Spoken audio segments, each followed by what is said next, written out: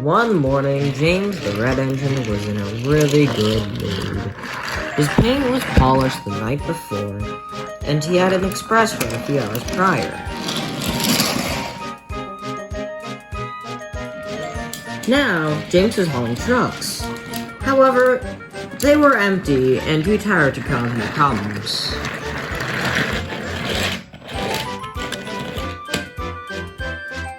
Once he arrived at the final station, Edward arrived. "Hello, James," Edward whistled excitedly. "Hi, Edward. Why are you so happy?" the Red Engine questioned. "The Fat Controller is purchasing a new type of paint. It's really shiny," Edward said. "My boiler ticket expires soon," James said. "Maybe I'll get the new paint there." "Possibly," said Edward. "He's only trialing a few colors, though, and there isn't many red engines on the island." "Rubbish," retorted James. "Thomas has a filled main steam pipe. They'll probably test it on him first," Edward said. "Rubbish, Edward. Pure rubbish," James said. "Suit yourself," Edward said as he puffed away. That night, the engines were at the sheds talking about the new paint. "I heard it's shiny," Percy said. Probably the same as usual," Toby replied. "Thank goodness they're only producing it in good colors," Henry laughed. "Oh, shut up," James yelled. "Thomas is going to the works tomorrow. I'll drop him off early tomorrow morning. It'll take a few weeks to see the result," Edward said.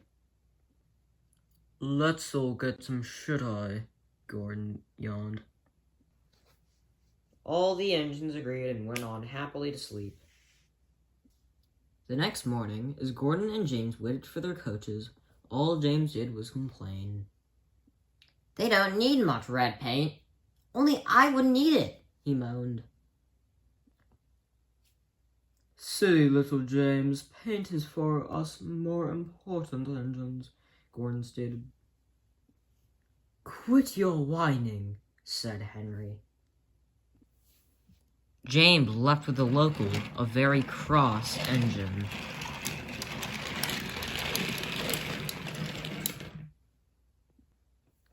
That night, it was the same as the last. All the engines were talking about the new paint. James, however, kept thinking about Toby's word from the previous night. A few weeks passed, and Thomas's overhaul was coming to a close. Edward arrived at the works for a general inspection. "You look incredible with that metallic paintwork," Edward exclaimed. "I feel great," said Thomas. "I highly suggest you and Gordon get this paintwork." "You have finished all your jobs for the day, Edward, and you've been working very hard lately. Would you like that?" his driver asked. "Of course. It'll also give Thomas someone to talk to," Edward said. "Very well," said Edward's fireman. Edward was shunted into the works and was left there overnight.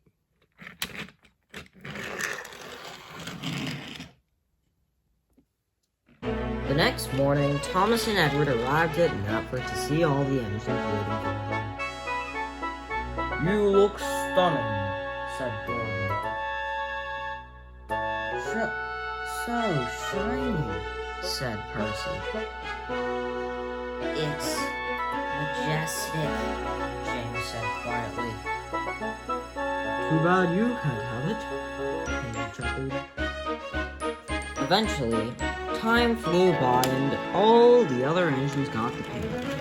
Well, except James. "It isn't fair," James complained to Thomas, Edward, Gordon, Toby, and Duck. "I heard the company has come up with more colors," Gordon said. "Which ones?" James asked excitedly. Wasn't it black, pink, and purple? Thomas asked Edward. Yes, and also yellow, Edward corrected. Whatever happened to red? James groaned. Well, they have it, said Toby. And why isn't it on my lovely tender? James asked sassily. Because it's selling out so quickly, explained Duck. It's time for your goods train, James, his driver said. And it had to get worse, James complained. James backed up to the trucks and they laughed and laughed. The other engines have lovely coats. Pity about you, though, they mocked. Even the trucks have nicer paint than you, Henry mocked. Oh, shut up, you green idiot, James yelled. The guard's whistle blew and James was off.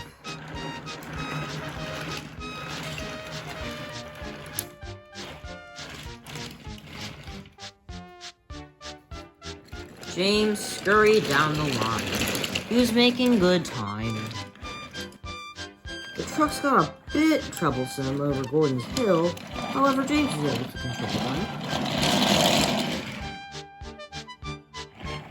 Finally over the hill, James exclaimed.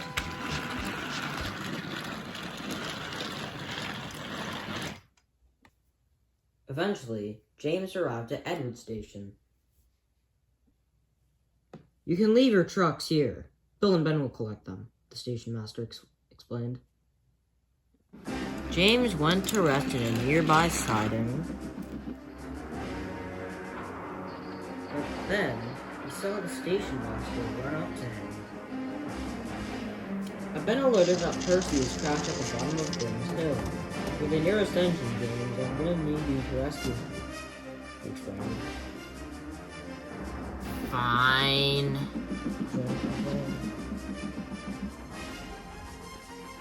James collected the breakdown train and finally arrived at the bottom of the hill.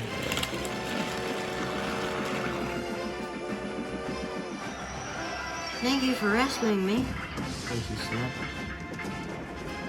Yeah, whatever.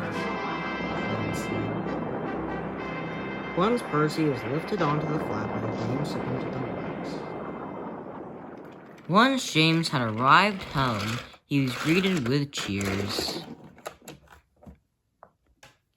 Your actions today were simply heroic, his driver said.